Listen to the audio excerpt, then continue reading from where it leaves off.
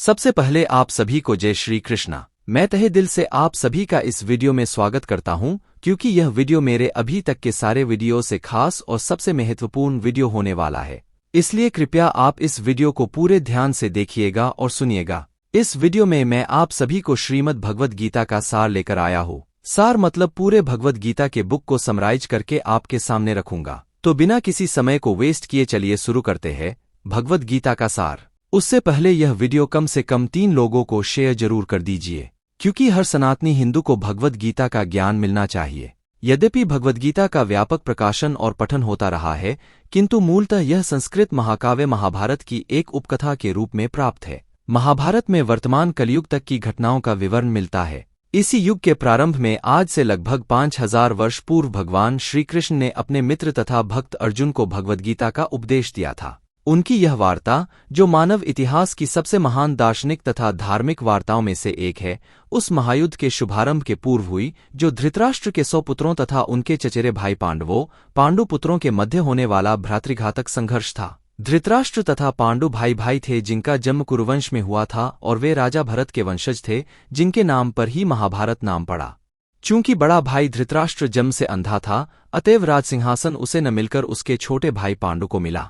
पांडु की मृत्यु अल्पायु में हो गई, अतएव उसके 5 पुत्र युधिष्ठिर, भीम, अर्जुन, नकुल तथा सहदेव धृतराष्ट्र की देखरेख में रख दिए गए, क्योंकि उसे कुछ काल के लिए राजा बना दिया गया था। इस तरह धृतराष्ट्र तथा पांडु के पुत्र एक ही राजमहल में बड़े हुए। दोनों ही को गुरु द्रोण द्वारा सैनिकला का प्रशिक्षण दिया गया और पूज्य भीष्म पितामह उनके परामर्शदाता थे। तथापि धृतराष्ट्र के पुत्र, विशेषतः सबसे बड़ा पुत्र दुर्योधन, पांडवों से घृणा और ईर्ष्या करता था। अंधा तथा दुर्बल हृदय धृतराष्ट्र पांडुपुत्रों के स्थान पर अपने पुत्रों को राज्य का उत्तराधिकारी बनाना चाहता था। इस तरह धृतराष्ट्र की सहमति से दुर्योधन ने पांडु के युवा पुत्रों की हत्या करने का षड्यंत्र रचा। 5 पांडव अपने चाचा विदुर तथा अपने ममेरे भाई भगवान कृष्ण के संरक्षण में रहने के कारण अनेक प्राणघातक आक्रमणों के बाद भी अपने प्राणों को सुरक्षित रख पाए। भगवान कृष्ण कोई सामान्य व्यक्ति नहीं, अपितु साक्षात परम ईश्वर हैं, जिन्होंने इस धराधाम में अवतार लिया था और अब एक समकालीन राजकुमार की भूमिका निभा रहे थे। वे पांडु की पत्नी कुंती या पृथा, पांडवों की माता के भतीजे थे। इस तरह संबंधी के रूप में तथा धर्म के शाश्वत पालक होने के कारण वे धर्मप्रायण पांडुपुत्रों का पक्ष लेते रहे और उनकी रक्षा करते रहे। किंतु अंततः चतुर दुर्योधन ने पांडवों को द्यूत क्रीड़ा के लिए ललकारा। उस निर्णायक स्पर्धा में दुर्योधन तथा उसके भाइयों ने पांडवों की सती पत्नी द्रौपदी पर अधिकार प्राप्त कर लिया और फिर उसे राजाओं तथा राजकुमारों की सभा के मध्य निर्वस्त्र करने का प्रयास किया। कृष्ण के दिव्य हस्तक्षेप से उसकी रक्षा हो सकी। उस द्यूत क्रीड़ा में छल के प्रयोग के कारण पांडवों की हार हुई तथा उन्हें अपने राज्य से वंचित होना पड़ा और 13 वर्ष तक वनवास के लिए जाना पड़ा। वनवास से लौटकर पांडवों ने धर्मसम्मत विधि से दुर्योधन से अपना राज्य मांगा, किंतु उसने देने से इनकार कर दिया। क्षत्रियों के शास्त्रोनुमोदित कर्तव्य को पूर्ण करने के लिए 5 पांडवों ने अंत में अपना पूरा राज्य न मांगकर केवल 5 गांवों की मांग रखी, किंतु दुर्योधन सुई की नोक भर भी भूमि देने के लिए सहमत नहीं हुआ। अभी तक तो पांडव सहनशील बने रहे, लेकिन अब उनके लिए युद्ध करना अवश्यंभावी हो गया। विश्वभर के राजकुमारों में से कुछ धृतराष्ट्र के पुत्रों के पक्ष में थे तो कुछ पांडवों के पक्ष में। उस समय कृष्ण स्वयं पांडुपुत्रों के संदेशवाहक बनकर शांति का संदेश लेकर धृतराष्ट्र की राजसभा में गए। जब उनकी याचना अस्वीकृत हो गई तो युद्ध निश्चित था। अत्यंत सच्चरित्र 5 पांडवों ने कृष्ण को पूर्ण पुरुषोत्तम भगवान के रूप में स्वीकार कर लिया था, किंतु धृतराष्ट्र के दुष्ट पुत्र उन्हें नहीं समझ पाए थे। तथापि कृष्ण ने विपक्षियों की इच्छानुसार ही युद्ध में सम्मिलित होने का प्रस्ताव रखा। ईश्वर के रूप में वे युद्ध नहीं करना चाहते थे, किंतु जो भी उनकी सेना का उपयोग करना चाहे कर सकता था। प्रतिबंध यह था कि एक ओर कृष्ण को संपूर्ण सेना होगी तथा दूसरी ओर वे स्वयं एक परामर्शदाता तथा सहायक के रूप में उपस्थित रहेंगे। राजनीति में कुशल दुर्योधन ने आतुरता से कृष्ण की सेना झपट ली, जबकि पांडवों ने कृष्ण को उतनी ही आतुरता से ग्रहण किया। इस प्रकार कृष्ण अर्जुन के सारथी बने और उन्होंने उस सुप्रसिद्ध धनुर्धर का रथ हाँकना स्वीकार किया। इस तरह हम उस बिंदु तक पहुंच जाते हैं जहां से भगवद्गीता का शुभारंभ होता है। दोनों ओर की सेनाएं युद्ध के लिए तैयार खड़ी हैं और धृतराष्ट्र अपने सचिव संजय से पूछ रहा है कि उन सेनाओं ने क्या किया। इस तरह सारी पृष्ठभूमि तैयार है। आवश्यकता है केवल इस अनुवाद तथा भाष्य के विषय में संक्षिप्त टिप्पणी की। भगवद्गीता के अंग्रेजी अनुवादकों में यह सामान्य प्रवृत्ति पाई जाती है कि वे अपनी विचारधारा तथा दर्शन को स्थान देने के लिए कृष्ण नामक व्यक्ति को ताक पर रख देते हैं। वे महाभारत के इतिहास को असंगत पौराणिक कथा मानते हैं तथा कृष्ण को किसी अज्ञात प्रतिभाशाली व्यक्ति के विचारों को पद्य रूप में प्रस्तुत करने का निमित्त बनाते हैं, अथवा श्रेष्ठतम परिस्थितियों में कृष्ण एक गौण ऐतिहासिक पुरुष बना दिए जाते हैं। किंतु साक्षात कृष्ण भगवद्गीता के लक्ष्य तथा विषय वस्तु दोनों हैं, जैसा कि गीता स्वयं अपने विषय में कहती है। आथ यह अनुवाद तथा इसी के साथ संलग्न भाष्य पाठक को कृष्ण की ओर निर्देशित करता है, उनसे दूर नहीं ले जाता। इस दृष्टि से भगवद्गीता यथारूप अनुपम है। साथ ही इसकी सबसे बड़ी विशेषता यह है कि इस तरह यह पूर्णतया ग्राह्य तथा संगत बन जाती है। चूंकि गीता के वक्ता एवं उसी के साथ चरम लक्ष्य भी स्वयं कृष्ण है, अतएव यही एकमात्र ऐसा अनुवाद है जो इस महान शास्त्र को यथार्थ रूप में प्रस्तुत करता है। भगवद्गीता को गीतोपनिषद भी कहा जाता है। यह वैदिक ज्ञान का सार है और वैदिक साहित्य के सर्वाधिक महत्वपूर्ण उपनिषदों में से एक है। निस्संदेह भगवद्गीता पर अंग्रेजी भाषा में अनेक भाष्य उपलब्ध हैं, अतएव एक अन्य भाष्य की आवश्यकता के बारे में प्रश्न किया जा सकता है। इस प्रस्तुत संस्करण का प्रयोजन इस प्रकार बताया जा सकता है। हाल ही में एक अमरीकी महिला ने मुझसे भगवद्गीता के एक अंग्रेजी अनुवाद को संस्तुत करने को कहा। निस्संदेह अमरीका में भगवद्गीता के अनेक संस्करण उपलब्ध हैं, लेकिन जहां तक मैंने देखा है, केवल अमरीका में ही नहीं अपितु भारत में भी उनमें से किसी को सच्चे अर्थों में प्रामाणिक नहीं कहा जा सकता, क्योंकि लगभग हर एक संस्करण में भाष्यकार ने भगवद्गीता यथारूप के मर्म का स्पर्श किए बिना अपने निजी मतों को व्यक्त किया है। भगवद्गीता का मर्म भगवद्गीता में ही व्यक्त किया गया है। यह इस प्रकार है, यदि हमें किसी विशेष औषधि का सेवन करना हो तो हमें उसके लेबल पर लिखे निर्देशों का पालन करना होता है। हम अपने मनमाने ढंग से या मित्र की सलाह से औषधि नहीं ले सकते। उसका सेवन लेबल पर लिखे हुए निर्देशों के अनुसार या चिकित्सक के निर्देशानुसार करना होता है। इसी प्रकार भगवद्गीता को उसके वक्ता द्वारा दिए गए निर्देशानुसार ही ग्रहण या स्वीकार करना चाहिए। भगवद्गीता के वक्ता भगवान श्री कृष्ण हैं। उनका उल्लेख भगवद्गीता के प्रत्येक पृष्ठ पर पूर्ण पुरुषोत्तम परमेश्वर भगवान के रूप में हुआ है। निस्संदेह भगवान शब्द कभी कभी किसी भी अत्यंत शक्तिशाली व्यक्ति या किसी शक्तिशाली देवता के लिए प्रयुक्त होता है, और यहाँ पर भगवान शब्द निश्चित रूप से भगवान श्री कृष्ण को एक महान व्यक्तित्व वाले बताता है। किंतु साथ ही हमें यह जानना होगा कि भगवान श्री कृष्ण पूर्ण पुरुषोत्तम परमेश्वर हैं, जैसा कि सभी महान आचार्यों जैसे शंकराचार्य, रामानुजाचार्य, मध्वाचार्य, निम्बार्क स्वामी, श्री चैतन्य महाप्रभु तथा भारत के वैदिक ज्ञान के अन्य अनेक अधिकारियों ने पुष्टि की है। भगवान ने स्वयं भी भगवद्गीता में अपने आप को पूर्ण पुरुषोत्तम भगवान के रूप में स्थापित किया है, और ब्रह्म संहिता में तथा सभी पुराणों में, विशेषतया श्रीमद् भागवतम में जो भागवत पुराण के नाम से विख्यात है, वे इसी रूप में स्वीकार किए जाते हैं। कृष्णस्तु भगवान स्वयं। अतएव भगवद्गीता हमें स्वयं भगवान ने जैसे बताई है वैसे ही स्वीकार करनी चाहिए। भगवद्गीता के चतुर्थ अध्याय 4.13 में भगवान कहते हैं, इम विवस्वते योगम प्रोक्तवान अहम अव्ययम् विवस्वान्मन्वे प्राह मनुरिक्ष्वाक्वे ब्रवीत एवं परंपरा प्राप्तम इम राजर्षयो विदुः सकालिने महता योगो नष्टः परंतप किस एवाय मया तेदे योगः प्रोक्तः पुरात्न। भक्तोसी में सखा चेती रहस्य हेतुत्तमम। यहाँ पर भगवान अर्जुन को सूचित करते हैं कि यह योग पद्धति अर्थात भगवद्गीता सर्वप्रथम सूर्यदेव को बताई गई थी। सूर्यदेव ने इसे मनु को बताया और मनु ने इसे इक्ष्वाकु को बताया। इस प्रकार गुरु शिष्य परंपरा द्वारा यह योग पद्धति एक वक्ता से दूसरे वक्ता तक पहुंचती हुई आ रही है, लेकिन कालांतर में यह छिन्न भिन्न हो गई है। फलस्वरूप भगवान को इसे फिर से बताना पड़ रहा है, इस बार अर्जुन को कुरुक्षेत्र के युद्धस्थल में। वे अर्जुन से कहते हैं कि वे यह परम रहस्य उसे इसलिए प्रदान कर रहे हैं क्योंकि वह उनका भक्त तथा मित्र है। इसका तात्पर्य यह है कि भगवद्गीता ऐसा ग्रंथ है जो विशेष रूप से भगवत भक्त के लिए है। अध्यात्मवादियों की 3 श्रेणियां हैं, ज्ञानी, योगी तथा भक्त अर्थात निर्विशेषवादी, ध्यानयोगी और भक्त। यहाँ पर भगवान अर्जुन से स्पष्ट कहते हैं कि वे उसे इस नवीन परंपरा, गुरु शिष्य परंपरा को ग्रहण करने वाला प्रथम पात्र बना रहे हैं, क्योंकि प्राचीन परंपरा खंडित हो गई थी। अतएव यह भगवान की इच्छा थी कि सूर्यदेव से चली आ रही विचारधारा की दिशा में ही अन्य परंपरा स्थापित की जाए, और उनकी यह इच्छा थी कि उनकी शिक्षा का वितरण अर्जुन द्वारा नए सिरे से हो। वे चाहते थे कि अर्जुन भगवद्गीता के ज्ञान का प्रामाणिक अधिकारी बने। अतएव हम देखते हैं कि भगवद्गीता का उपदेश अर्जुन को विशेष रूप से दिया गया, क्योंकि अर्जुन भगवान का भक्त था, स्वयं श्री कृष्ण का शिष्य तथा उनका घनिष्ठ मित्र था।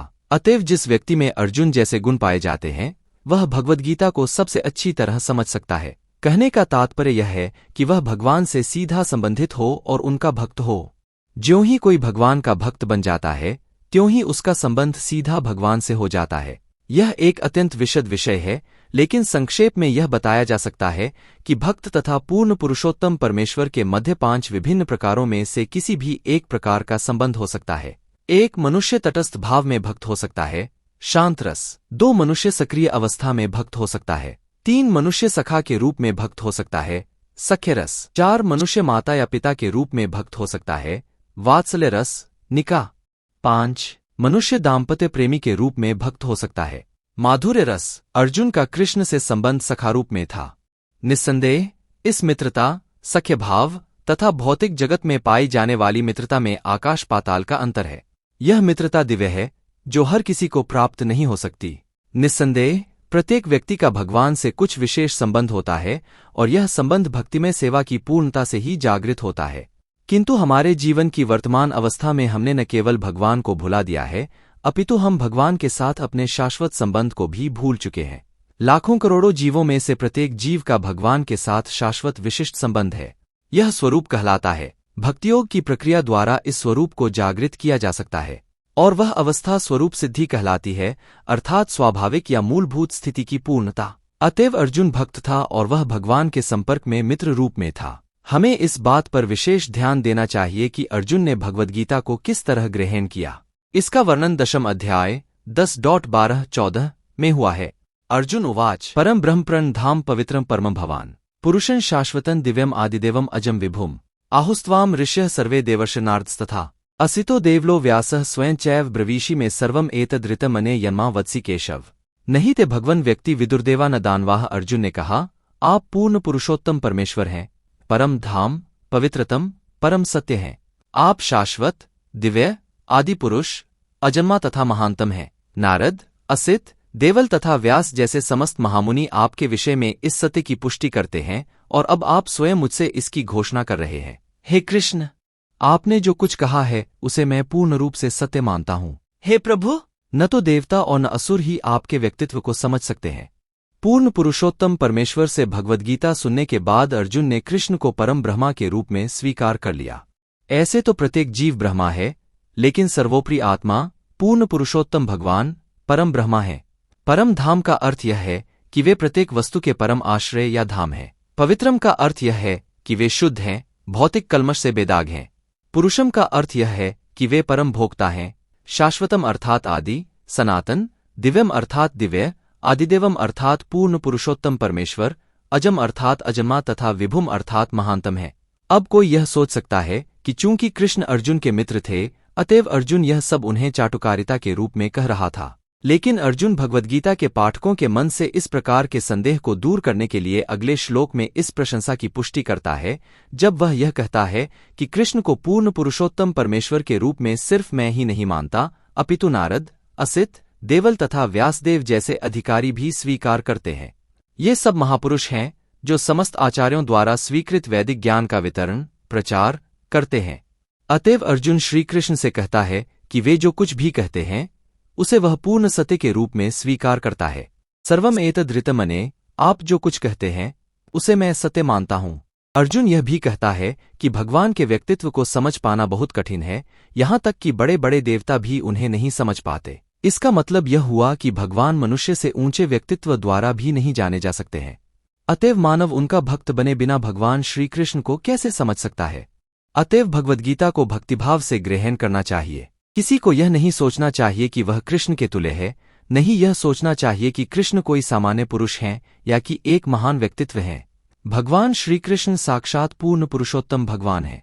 अतएव भगवद्गीता के कथनानुसार या भगवद्गीता को समझने का प्रयत्न करने वाले अर्जुन के कथनानुसार हमें कम से कम सिद्धांत रूप में यह स्वीकार करना चाहिए कि श्रीकृष्ण पूर्ण पुरुषोत्तम परमेश्वर हैं और उसी विनीत भाव से हम भगवद्गीता को समझ सकते हैं। जब तक मनुष्य भगवद्गीता का पाठ विनम्र भाव से नहीं करता है, तब तक उसे भगवद्गीता को समझ पाना अत्यंत कठिन है, क्योंकि यह एक महान रहस्य है। तो भगवद्गीता क्या है? भगवद्गीता का प्रयोजन मानव जाति का भौतिक संसार के अज्ञान से उद्धार करना है। प्रत्येक व्यक्ति अनेक प्रकार से कठिनाई में है, जिस प्रकार अर्जुन भी कुरुक्षेत्र में युद्ध करने की विवशता के कारण कठिनाई में था। अर्जुन ने श्रीकृष्ण की शरण ग्रहण कर ली, फलस्वरूप इस भगवद्गीता का प्रवचन हुआ। केवल अर्जुन ही नहीं, वरन हमें से प्रत्येक व्यक्ति इस भौतिक अस्तित्व के कारण चिंताओं से घिरा हुआ है। हमारा अस्तित्व मात्र ही अनस्तित्व के परिवेश में है। वस्तुतः हम अनस्तित्व से भयभीत किए जाने के लिए निर्मित नहीं हैं। हमारा अस्तित्व सनातन है, लेकिन किसी न किसी कारण से हम असत में डाल दिए जाते हैं। असत का अर्थ है वह जिसका अस्तित्व नहीं है। कष्ट भोगने वाले अनेक मनुष्यों में केवल कुछ ही ऐसे हैं जो वास्तव में अपनी स्थिति जानने के जिज्ञासु हैं, जैसे कि वे क्या हैं, वे इस विषम स्थिति में क्यों डाल दिए गए हैं, आदि आदि। जब तक मनुष्य अपने कष्टों के विषय में जिज्ञासा करने की स्थिति तक जागृत नहीं होता, जब तक उसे यह अनुभूति नहीं होती कि वह कष्ट भोगना नहीं अपितु सारे कष्टों का हल ढूंढना चाहता है, तब तक उसे पूर्ण मानव नहीं समझना चाहिए। मानवता तभी शुरू होती है जब मन में इस प्रकार की जिज्ञासा उदित होती है। ब्रह्मसूत्र में इस जिज्ञासा को ब्रह्मा जिज्ञासा कहा गया है, अथातो ब्रह्मा जिज्ञासा। मनुष्य के सारे कार्यकलाप असफल माने जाने चाहिए यदि वह परब्रह्म के स्वभाव के विषय में जिज्ञासा नहीं करता। अतएव जो लोग यह प्रश्न करना प्रारंभ कर देते हैं कि वे क्यों कष्ट भोग रहे हैं या वे कहाँ से आए हैं और मृत्यु के बाद कहाँ जाएंगे, वे ही भगवद्गीता समझने के सुपात्र विद्यार्थी हैं। निष्ठावान विद्यार्थी में भगवान के प्रति दृढ़ आदर भाव भी होना चाहिए। अर्जुन ऐसा ही विद्यार्थी था। जब मनुष्य जीवन के वास्तविक उद्देश्य को भूल जाता है तो भगवान कृष्ण विशेष रूप से उसी उद्देश्य की पुनर्स्थापना के लिए अवतरित होते हैं। तब भी असंख्य जागृत हुए लोगों में से कोई एक ऐसा होता है जो वास्तव में अपनी स्थिति को जान पाने की स्थिति में आता है, और उसी के लिए यह भगवद्गीता कही गई है। वस्तुतः हम सभी अविद्या रूपी बाघिन के द्वारा निगल लिए गए हैं, लेकिन भगवान जीवों पर, विशेषतया मनुष्यों पर, बहुत कृपालु हैं। इसी उद्देश्य से उन्होंने अपने मित्र अर्जुन को अपना शिष्य बनाकर भगवद्गीता का प्रवचन किया। भगवान कृष्ण का साथी होने के कारण अर्जुन समस्त अज्ञान, अविद्या से मुक्त था, लेकिन कुरुक्षेत्र के युद्धस्थल में उसे अज्ञान में डाल दिया गया ताकि वह भगवान कृष्ण से जीवन की समस्याओं के विषय में प्रश्न करे, जिससे भगवान उनकी व्याख्या मनुष्यों की भावी पीढ़ियों के लाभ के लिए कर दें और जीवन की योजना का निर्धारण कर दें। तब मनुष्य तदनुसार कार्य कर पाएगा और मानव जीवन के उद्देश्य को पूर्ण कर सकेगा। भगवद्गीता की विषयवस्तु में 5 मूल सत्यों का ज्ञान निहित है। सर्वप्रथम ईश्वर के विज्ञान की और फिर जीवों की स्वरूप स्थिति की विवेचना की गई है। एक ईश्वर है जिसका अर्थ है नियंता, और दूसरे जीव हैं जो नियंत्रित हैं। यदि जीव यह कहे कि वह नियंत्रित नहीं अपितु स्वतंत्र है, तो वह पागल है। जीव सभी प्रकार से कम उसके बद्ध जीवन में तो नियंत्रित है। अतएव भगवद्गीता की विषयवस्तु ईश्वर, सर्वोच्च नियंता तथा जीव, नियंत्रित जीवात्माओं से संबंधित है। इसमें प्रकृति, भौतिक प्रकृति, काल, समस्त ब्रह्मांड या भौतिक प्रकृति के प्राकृतिक की कालावधि तथा कर्म, कार्यकलाप की भी व्याख्या है। यह दृश्यजगत विभिन्न कार्यकलापों से ओतप्रोत है। सारे जीव भिन्न भिन्न कार्यों में लगे हुए हैं। भगवद्गीता से हमें अवश्य सीखना चाहिए कि ईश्वर क्या है, जीव क्या है, प्रकृति क्या है, दृश्यजगत क्या है, वह काल द्वारा किस प्रकार नियंत्रित किया जाता है और जीवों के कार्यकलाप क्या हैं। भगवद्गीता के इन 5 मूलभूत विषयों में से यह स्थापित होता है कि परम भगवान अथवा कृष्ण अथवा ब्रह्मा या परम नियंता अथवा परमात्मा, आप जो चाहें कह लें, सबसे श्रेष्ठ है। जीव गुण में परम नियंता के ही समान है। उदाहरणार्थ, जैसा कि भगवद्गीता के बाद के अध्यायों में बताया जाएगा, भगवान ब्रह्मांड में भौतिक प्रकृति के समस्त कार्यों के ऊपर नियंत्रण रखते हैं। भौतिक प्रकृति स्वतंत्र नहीं है, वह परमेश्वर के निर्देशन में कार्य करती है। जैसा कि भगवान कृष्ण कहते हैं, मयाध्यक्षेन प्रकृतिः सूयते सचराचरम, यह भौतिक प्रकृति मेरे निर्देशन में कार्य करती है। जब हम दृश्यजगत में आश्चर्यजनक घटनाएं घटती देखते हैं, तो हमें यह जानना चाहिए कि इस दृश्य जगत के पीछे एक नियंता है। बिना नियंत्रण के किसी चीज का प्रकट होना संभव नहीं है। नियंता को न मानना बचपना है। उदाहरणार्थ, एक बालक यह सोच सकता है कि मोटरकार अद्भुत होती है क्योंकि यह किसी घोड़े या पशु द्वारा खींचे बिना चल सकती है, किंतु एक समझदार व्यक्ति मोटरकार की आभ्यंतरिक व्यवस्था से परिचित होता है। वह सदैव जानता है कि इस यंत्र के पीछे एक व्यक्ति, एक चालक होता है। इसी प्रकार परमेश्वर वह चालक है जिसके निर्देशन में प्रत्येक कार्य हो रहा है। भगवान ने जीवों को अपने अंशरूप में स्वीकार किया है, जैसा कि हम अगले अध्यायों में देखेंगे। सोने का एक कण भी सोना है, समुद्र के जल की एक बूंद भी खारी होती है। इसी प्रकार हम जीव भी परम नियंता, ईश्वर या भगवान श्री कृष्ण के अंश होने के कारण परमेश्वर के सभी गुणों से सूक्ष्म मात्रा में युक्त हैं, क्योंकि हम सूक्ष्म ईश्वर या अधीनस्थ ईश्वर हैं। हम प्रकृति पर नियंत्रण करने का प्रयास कर रहे हैं, जैसे कि वर्तमान में हम अंतरिक्ष या ग्रहों को वश में करने का प्रयास कर रहे हैं, और हमें नियंत्रण करने की यह प्रवृत्ति इसलिए है क्योंकि यह कृष्ण में भी है। परंतु यद्यपि हमें भौतिक प्रकृति पर प्रभुत्व जमाने की प्रवृत्ति होती है, तथापि हमें यह जानना चाहिए कि हम परम नियंता नहीं हैं। यह भगवद गीता में समझाया गया है। भौतिक प्रकृति क्या है? गीता में इसकी भी व्याख्या अपरा प्रकृति, निकृष्ट प्रकृति के रूप में हुई है। जीव को परा प्रकृति, उत्कृष्ट प्रकृति कहा गया है। प्रकृति चाहे परा हो या अपरा, सदैव नियंत्रण में रहती है। प्रकृति स्त्री स्वरूपा है और वह भगवान द्वारा उसी प्रकार नियंत्रित रहती है जिस प्रकार पत्नी के कार्यकलाप अपने पति द्वारा। प्रकृति सदैव अधीन रहती है, उस पर भगवान का प्रभुत्व रहता है क्योंकि भगवान ही नियंत्रक हैं।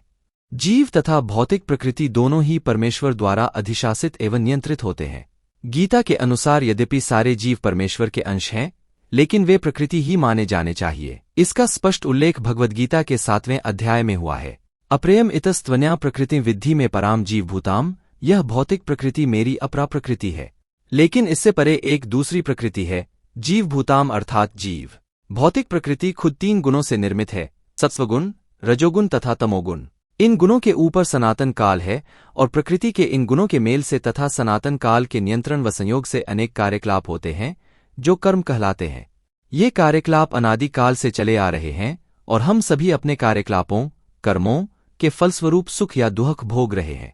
उदाहरणार्थ, मान लें कि मैं एक व्यापारी हूं और मैंने अपनी बुद्धि द्वारा कठोर श्रम किया है और बैंक में बहुत धन संचित कर लिया है, तब मैं सुख का भोगता हूं। किंतु मान लें कि यदि व्यापार में हानि से मेरा सब धन जाता रहा है तो मैं दुख का भोगता हो जाता हूं। उसी प्रकार जीवन के प्रत्येक क्षेत्र में हम अपने कर्म के फल का सुख या दुख भोगते हैं। यह कर्म कहलाता है। ईश्वर, जीव, प्रकृति, काल तथा कर्म, इन सबकी व्याख्या भगवद्गीता में हुई है। इन 5 में से ईश्वर, जीव, भौतिक प्रकृति तथा काल शाश्वत हैं। प्रकृति की अभिव्यक्ति अस्थायी हो सकती है, परंतु यह मिथ्या नहीं है। कुछ दार्शनिक कहते हैं कि भौतिक प्रकृति की अभिव्यक्ति मिथ्या है, लेकिन भगवद्गीता या वैष्णवों के दर्शन के अनुसार ऐसा नहीं है। जगत की अभिव्यक्ति को मिथ्या नहीं माना जाता, इसे वास्तविक किंतु अस्थायी माना जाता है। यह उस बादल के सदृश है जो आकाश में घूमता रहता है, या यह उस वर्षा ऋतु के आगमन के समान है जो अन्न का पोषण करती है। ज्यों ही वर्षा ऋतु समाप्त हो जाती है और बादल चले जाते हैं, त्यों ही वर्षा द्वारा पोषित सारी फसल सूख जाती है। उसी प्रकार यह भौतिक अभिव्यक्ति एक निश्चित अंतराल में होती है, कुछ काल तक रहती है और फिर लुप्त हो जाती है। प्रकृति इस तरह कार्यशील रहता है, लेकिन यह चक्र निरंतर चलता रहता है, इसलिए प्रकृति शाश्वत है, यह मिथ्या नहीं है। भगवान इसे मेरी प्रकृति कहते हैं। यह भौतिक प्रकृति, अपरा प्रकृति, परमेश्वर की भिन्ना शक्ति है। उसी प्रकार जीव भी परमेश्वर की शक्ति हैं, किंतु वे भगवान से विलग नहीं अपितु नित्य संबद्ध है। इस तरह भगवान, जीव, भौतिक प्रकृति तथा काल, ये सब परस्पर संबंधित हैं और सभी शाश्वत हैं। लेकिन दूसरी वस्तु, कर्म, शाश्वत नहीं है। हाँ, कर्म के प्रभाव अत्यंत पुरातन हो सकते हैं। हम अनादि काल से अपने शुभ कर्मफलों को भोग रहे हैं, किंतु साथ ही हम अपने कर्मों के फल को बदल भी सकते हैं और यह परिवर्तन हमारे ज्ञान की पूर्णता पर निर्भर करता है। हम विविध प्रकार के कर्मों में व्यस्त रहते हैं। निस्संदेह हम यह नहीं जानते कि किस प्रकार के कर्म करने से हम कर्मफल से राहत प्राप्त कर सकते हैं, लेकिन भगवद्गीता में इसका भी वर्णन हुआ है। ईश्वर अर्थात परम भगवान की स्थिति परम चेतना स्वरूप है। जीव भी ईश्वर के अंश होने के कारण चेतन है। जीव तथा भौतिक प्रकृति दोनों को प्रकृति अर्थात बताया गया है, किंतु इन दोनों में से केवल जीव चेतन है, दूसरी प्रकृति चेतन नहीं है। यही अंतर है। इसलिए जीव प्रकृति उत्कृष्ट कहलाती है, क्योंकि जीव भगवान जैसी चेतना से युक्त है। लेकिन भगवान की चेतना परम चेतना है और किसी को यह दावा नहीं करना चाहिए कि जीव भी परम चेतन है। जीव कभी भी, यहां तक कि अपनी सिद्ध अवस्था में भी, परम चेतन नहीं हो सकता और यह सिद्धांत भ्रामक है कि जीव परम चेतन हो सकता है। वह चेतन तो हो सकता है, लेकिन वह पूर्ण या परम चेतन नहीं है। जीव तथा ईश्वर में अंतर भगवद्गीता के 13वें अध्याय में बताया जाएगा। ईश्वर क्षेत्रज्ञ व चेतन है, जैसा कि जीव भी है, लेकिन जीव केवल अपने खुद के शरीर के प्रति सचेत रहता है, जबकि भगवान समस्त शरीरों के प्रति सचेत रहते हैं। चूंकि वे प्रत्येक जीव के हृदय में वास करते हैं, अतएव वे जीव विशेष की मानसिक गतिशीलता से परिचित रहते हैं। हमें यह नहीं भूलना चाहिए। यह भी बताया गया है कि परमात्मा प्रत्येक जीव के हृदय में ईश्वर या नियंता के रूप में वास कर रहे हैं और जैसा जीव चाहता है वैसा करने के लिए निर्देशित करते रहते हैं। जीव भूल जाता है कि उसे क्या करना है। पहले तो वह किसी एक विशेष विधि से कर्म करने का संकल्प करता है, लेकिन फिर वह अपने ही कर्म की क्रियाओं और प्रतिक्रियाओं में उलझ जाता है। एक प्रकार का शरीर त्यागने के बाद वह दूसरी प्रकार के शरीर में प्रवेश करता है, जिस प्रकार हम वस्त्र पहनते तथा उतारते रहते हैं। जब आत्मा इस प्रकार देहांतरण कर जाता है, उसे अपने विगत पूर्वकृत कर्मों का फल भोगना पड़ता है। ये कार्यकलाप तभी बदल सकते हैं जब जीव सतोगुण में स्थित हो और यह समझे कि उसे किस प्रकार के कर्म करने चाहिए। यदि वह ऐसा करता है तो उसके विगत पूर्वकृत कर्मों के सारे फल बदल सकते हैं। फलस्वरूप कर्म शाश्वत नहीं है। इसलिए हमने यह कहा कि पांचों ईश्वर, जीव, प्रकृति, काल तथा कर्म में से चार शाश्वत हैं, जबकि कर्म शाश्वत नहीं है।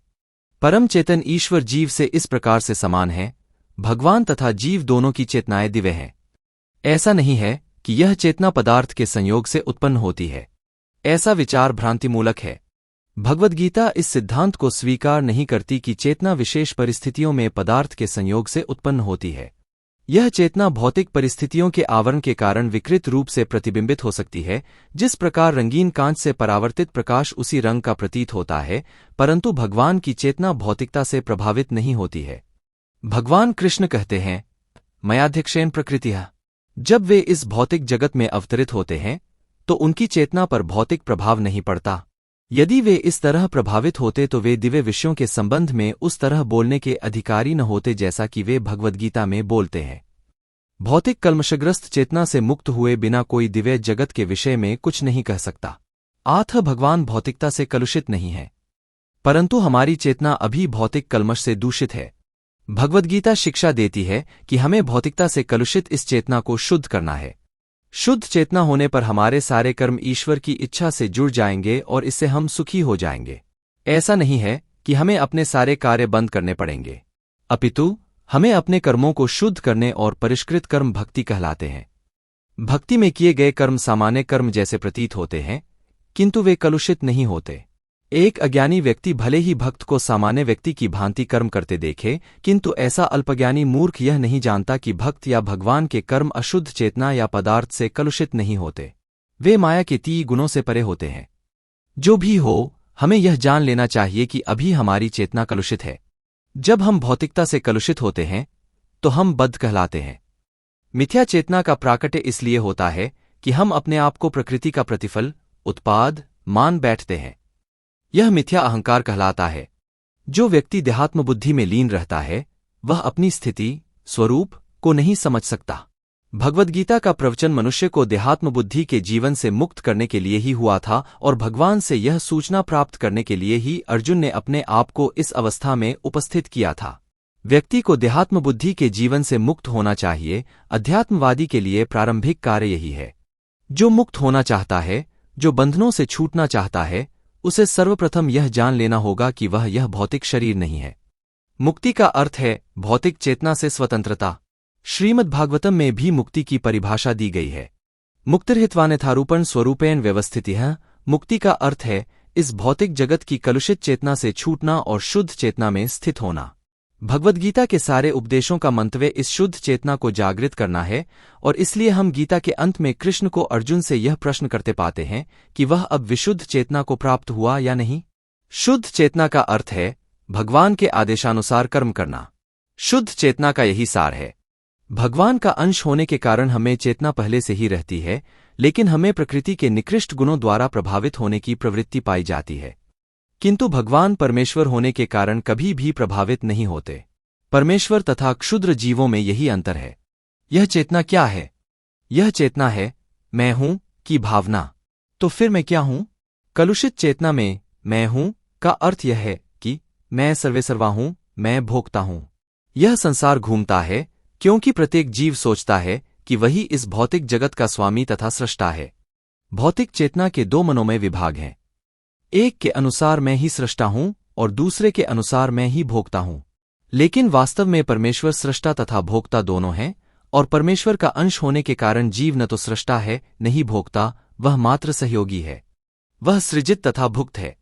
उदाहरणार्थ, यंत्र का कोई एक पुर्जा संपूर्ण यंत्र के साथ सहयोग करता है, शरीर का कोई एक अंग पूरे शरीर के साथ सहयोग करता है। हाथ, पाँव, आंखें आदि शरीर के अंग हैं, लेकिन ये वास्तविक भोक्ता नहीं है। भोक्ता तो उदर, पेट है। पाँव चलते हैं, हाथ भोजन देते हैं, दांत चबाते हैं, और शरीर के सारे अंग उदर को तुष्ट करने में लगे रहते हैं, क्योंकि उदर ही प्रधान कारक है जो शरीर रूपी संगठन का पोषण करता है। अतएव सारी वस्तुएं उदर को दी जाती हैं। जड़ को सींचकर वृक्ष का पोषण किया जाता है और उदर का भरण करके शरीर का पोषण किया जाता है, क्योंकि यदि शरीर को स्वस्थ रखना है तो शरीर के सारे अंगों को उदरपूर्ति में सहयोग देना होगा।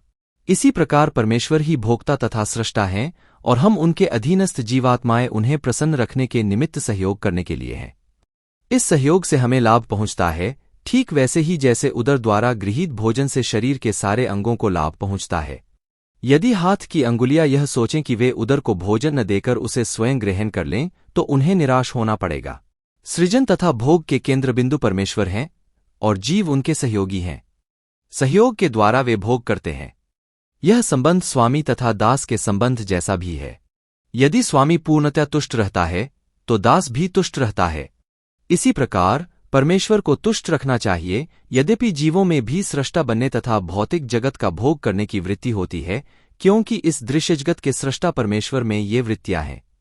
अतएव भगवद्गीता में हम पाएंगे कि परम पूर्ण में परम नियंता, नियंत्रित जीव, दृश्य जगत, शाश्वत काल तथा कर्म सन्निहित हैं, और इन सबकी व्याख्या इस पाठ में की गई है। ये सब मिलकर परम पूर्ण का निर्माण करते हैं और यही परम पूर्ण परम सत्य कहलाता है। यही परम पूर्ण तथा परम सत्य पूर्ण पुरुषोत्तम भगवान श्री कृष्ण हैं। सारी अभिव्यक्तियां उनकी विभिन्न शक्तियों के फलस्वरूप हैं, वे परम पूर्ण हैं। भगवद्गीता में यह भी बताया गया है कि निर्विशेष ब्रह्मा भी परम पूर्ण पुरुष के अधीन है। ब्रह्मणो ही प्रतिष्ठाहम्। ब्रह्मसूत्र में ब्रह्मा की विशद व्याख्या सूर्य की किरणों के रूप में की गई है। निर्विशेष ब्रह्मा पूर्ण पुरुषोत्तम भगवान का प्रभामय किरण समूह है। निर्विशेष ब्रह्मा पूर्ण ब्रह्मा की अपूर्ण अनुभूति है और परमात्मा की धारणा भी उसी तरह है। 15वें अध्याय में हम यह देखेंगे कि भगवान पुरुषोत्तम इन दोनों निर्विशेष ब्रह्मा तथा परमात्मा की आंशिक अनुभूति से ऊपर है। पूर्ण पुरुषोत्तम परमेश्वर को सच्चिदानंद विग्रह कहा जाता है। ब्रह्म संहिता का शुभारंभ इस प्रकार से होता है, ईश्वरः परमः कृष्णः सच्चिदानंद विग्रह। अनादिर आदिर गोविंदः सर्वकारण कारणम। गोविंद या कृष्ण सभी कारणों के कारण हैं। वे ही मूल कारण हैं और सत, चित तथा आनंद के रूप हैं। निर्विशेष ब्रह्मा उनके सत, शाश्वत स्वरूप की अनुभूति है। परमात्मा सच्चित, शाश्वत ज्ञान की अनुभूति है। परंतु भगवान के व्यक्तित्व, कृष्ण की अनुभूति पूर्ण विग्रह में समस्त दिव्य स्वरूपों अर्थात सच्चितानंद की अनुभूति है। अल्पज्ञानी लोग परम सत्य को निर्विशेष मानते हैं, लेकिन वे दिव्य व्यक्ति हैं और इसकी पुष्टि समस्त वैदिक ग्रंथों में हुई है। नित्यो नित्याना चेतनश्चेतनानाम, कठोपनिषद 2 फरवरी 2013। जिस प्रकार हम सभी व्यष्टि जीव हैं और हम सबका अपना अपना व्यक्तिगत अस्तित्व है, उसी प्रकार परम सत्य भी अंततः एक व्यक्ति हैं और भगवान के व्यक्तित्व की अनुभूति उनके पूर्ण स्वरूप में समस्त दिव्य लक्षणों की ही अनुभूति है। परम पूर्ण रूप विहीन, निराकार नहीं है। यदि वे निराकार हैं या वे किसी अन्य वस्तु से कम हैं, तो वे सर्वथा पूर्ण नहीं हो सकते। जो सर्वथा पूर्ण है उसे हमारे लिए अनुवगम्य तथा अनुवातीत हर वस्तु से युक्त होना चाहिए, अन्यथा वह पूर्ण नहीं हो सकता। परम पूर्ण अर्थात भगवान में अपार शक्तियां हैं। परास्य शक्तिर्विविधैव श्रूयते। कृष्ण किस प्रकार अपनी विभिन्न शक्तियों द्वारा कार्यशील हैं, यह भी भगवद्गीता में समझाया गया है। यह परिवर्तनशील जगत या भौतिक जगत जिसमें हम रह रहे हैं भी स्वयं में संपूर्ण है, क्योंकि जिन 24 तत्वों से यह नश्वर भौतिक ब्रह्मांड निर्मित है, वे सांख्य दर्शन के अनुसार इस ब्रह्मांड के पालन तथा धारण के लिए अपेक्षित संसाधनों से पूर्णतया समन्वित है। इसमें न तो कोई विजातीय तत्व है, न ही कुछ और की आवश्यकता है। इस सृष्टि का अपना निजी नियत काल है, जिसका निर्धारण पूर्ण परमेश्वर की शक्ति द्वारा हुआ है, और जब यह काल पूर्ण हो जाता है तो उस पूर्ण की पूर्ण व्यवस्था से इस क्षमभंगुर सृष्टि का विनाश हो जाता है। लघु पूर्ण इकाइयों अर्थात जीवात्माओं के लिए इसकी पूर्ण सुविधा प्राप्त है कि वे पूर्ण की प्रतीति करें, और अगर किसी भी प्रकार की अपूर्णताओं का अनुभव किया जाता है तो वह पूर्ण के बारे में ज्ञान की अपूर्णता के कारण ही होता है। इस प्रकार भगवद्गीता में वैदिक विद्या का पूर्ण ज्ञान पाया जाता है। सारा वैदिक ज्ञान अमोघ, अच्युत है और हिंदू इस ज्ञान को पूर्ण तथा अमोघ मानते हैं। उदाहरणार्थ, गाय का गोबर एक पशु का मल है और स्मृति या वैदिक आदेश के अनुसार यदि कोई पशु के मल का स्पर्श करता है तो उसे शुद्ध होने के लिए स्नान करना पड़ता है। लेकिन वैदिक शास्त्रों में गाय के गोबर को पवित्र करने वाला माना गया है। किसी को यह विरोधाभास लग सकता है, लेकिन यह मान्य है क्योंकि यह वैदिक आदेश है और इसमें संदेह नहीं कि इसे स्वीकार करने पर किसी प्रकार की त्रुटि नहीं होगी। अब तो आधुनिक विज्ञान द्वारा यह सिद्ध किया जा चुका है कि गाय के गोबर में समस्त कीटाणुनाशक गुण पाए जाते हैं। अतएव वैदिक ज्ञान पूर्ण है क्योंकि यह समस्त संशयों एवं त्रुटियों से परे है और भगवद्गीता समस्त वैदिक ज्ञान का सार है। वैदिक ज्ञान शोध का विषय नहीं है। हमारा शोध कार्य अपूर्ण है क्योंकि हम अपूर्ण इंद्रियों के द्वारा शोध करते हैं। हमें पूर्ण ज्ञान को स्वीकार करना होगा जो, जैसा कि भगवद्गीता में बताया गया है, परंपरा, शिष्य परंपरा द्वारा हम तक पहुंचता है। हमें ज्ञान को यथार्थ स्रोत से, ऐसी शिष्य परंपरा से ग्रहण करना चाहिए जिसका प्रारंभ परम गुरु स्वरूप साक्षात भगवान से हुआ था और फिर जो ज्ञान गुरु शिष्यों की परंपरा द्वारा क्रमिक रूप से आया था। छात्र के रूप में अर्जुन ने भगवान कृष्ण से शिक्षा ग्रहण की है और उनका विरोध किए बिना वह कृष्ण की सारी बातें स्वीकार कर लेता है। किसी को भगवद्गीता के एक अंश को स्वीकार करने और दूसरे अंश को अस्वीकार करने की अनुमति नहीं दी जाती। हमें भगवद्गीता को बिना किसी प्रकार की टीका टिप्पणी, बिना घटाए बढ़ाए तथा विषय वस्तु में बिना हमारी अपनी मनोकल्पना के स्वीकार करना चाहिए। गीता को वैदिक ज्ञान की सर्वाधिक पूर्ण प्रस्तुति समझना चाहिए। वैदिक ज्ञान दिव्य स्रोतों से प्राप्त होता है और उसका पहला प्रवचन स्वयं भगवान ने किया था। भगवान द्वारा कहे गए शब्द अपौरुषेय कहलाते हैं, जिसका अर्थ यह है कि वे 4 दोषों से युक्त संसारी व्यक्ति द्वारा कहे गए शब्दों से भिन्न हैं। संसारी पुरुष के दोष हैं: 1. वह त्रुटियां अवश्य करता है। 2. वह अनिवार्य रूप से मोहग्रस्त होता है। 3. उसमें अन्यों को धोखा देने की प्रवृत्ति होती है तथा 4. वह अपूर्ण इंद्रियों के कारण सीमित होता है। इन 4 दोषों के कारण मनुष्य सर्वव्यापी ज्ञान विषयक पूर्ण सूचना नहीं दे सकता। वैदिक ज्ञान ऐसे दोषपूर्ण व्यक्तियों द्वारा प्रदान नहीं किया जाता। इसे पहले फल प्रथम सर्जित जीव ब्रह्मा के हृदय में प्रदान किया गया था। फिर ब्रह्मा ने इस ज्ञान को अपने पुत्रों तथा शिष्यों को उसी रूप में प्रदान किया जिस रूप में वह उन्हें भगवान से प्राप्त हुआ था। भगवान पूर्ण है और उनका भौतिक प्रकृति के नियमों के वशीभूत होना संभव नहीं है। अतएव मनुष्य में यह समझने की बुद्धि तो होनी ही चाहिए कि भगवान ही ब्रह्मांड की सारी वस्तुओं के एकमात्र स्वामी हैं और वे ही आदि सृष्टा तथा ब्रह्मा के भी सृजनकर्ता हैं। 11वें अध्याय में भगवान को प्रपितामह के रूप में संबोधित किया गया है क्योंकि ब्रह्मा को पितामह कहकर संबोधित किया गया है और वे तो इन पितामह के भी सृष्टा हैं। अतएव किसी को अपने आप को किसी भी वस्तु का स्वामी होने का दावा नहीं करना चाहिए। उसे केवल उन्हीं वस्तुओं को स्वीकार करना चाहिए जो उसके पोषण के लिए भगवान ने अलग रखी है। भगवान द्वारा हमारे हिस्से में रखी गई वस्तुओं को किस तरह काम में लाया जाए, इसके अनेक उदाहरण प्राप्त हैं। यह भी भगवद्गीता में समझाया गया है। प्रारंभ में अर्जुन ने निश्चय किया था कि उसे कुरुक्षेत्र के युद्ध में नहीं लड़ना चाहिए। यह उसका अपना निर्णय था। अर्जुन ने भगवान से कहा कि अपने ही संबंधियों को मार कर राज्य का भोग करना उसके लिए संभव नहीं था। यह निर्णय शरीर पर आधारित था क्योंकि वह अपने आप को शरीर मान रहा था और अपने शारीरिक संबंध या विस्तार को भाइयों, भतीजों, सालों, पितामहों आदि के रूप में ले रहा था। अतएव वह अपनी शारीरिक आवश्यकताओं को तुष्ट करना चाह रहा था। भगवान ने भगवद्गीता का प्रवचन इस दृष्टिकोण को बदलने के लिए ही किया और अंत में अर्जुन भगवान के आदेशानुसार युद्ध करने का निश्चय करते हुए कहता है, करिष्ये वचनं तव, मैं आपके वचन के अनुसार ही करूंगा।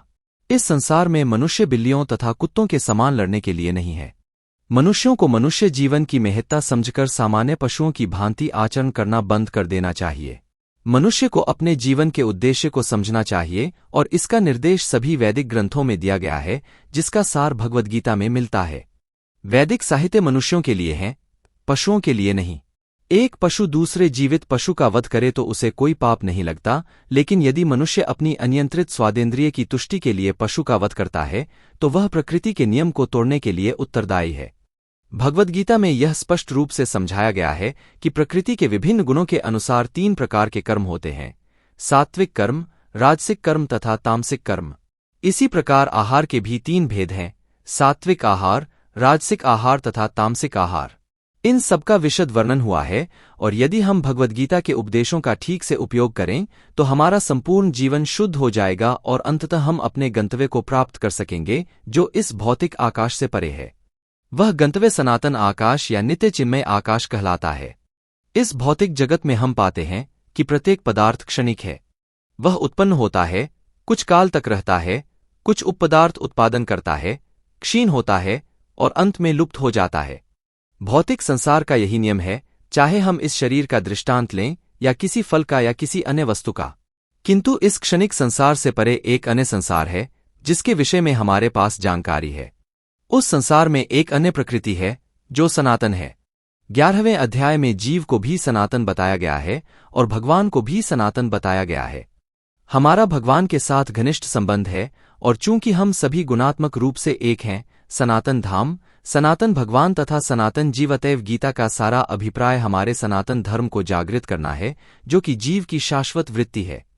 हम अस्थायी रूप से विभिन्न कर्मों में लगे रहते हैं, किंतु यदि हम इन क्षणिक कर्मों को त्याग कर परमेश्वर द्वारा निर्धारित कर्मों को ग्रहण कर लें तो हमारे ये सारे कर्म शुद्ध हो सकेंगे। यही हमारा शुद्ध जीवन कहलाता है। परमेश्वर तथा उनका दिव्य धाम, ये दोनों ही सनातन हैं और जीव भी सनातन है। सनातन धाम में परमेश्वर तथा जीव की संयुक्त संगति ही मानव जीवन की सिद्धि है। भगवान जीवों पर अत्यंत दयालु रहते हैं क्योंकि वे उनके पुत्र हैं। भगवान कृष्ण ने भगवद्गीता में घोषित किया है, सर्वयोनिषु अहं बीज प्रदः पिता, मैं सबका पिता हूं। निस्संदेह अपने अपने विभिन्न कर्मों के अनुसार जीव नाना प्रकार के हैं, लेकिन यहां पर कृष्ण कहते हैं कि वे उन सबके पिता हैं। अतएव भगवान उन समस्त पतित बद्धजीवों का उद्धार करने तथा उन्हें सनातन धाम वापस बुलाने के लिए अवतरित होते हैं, जिससे सनातन जीव भगवान की नित्य संगति में रहकर अपनी सनातन स्थिति को पुनः प्राप्त कर सकें।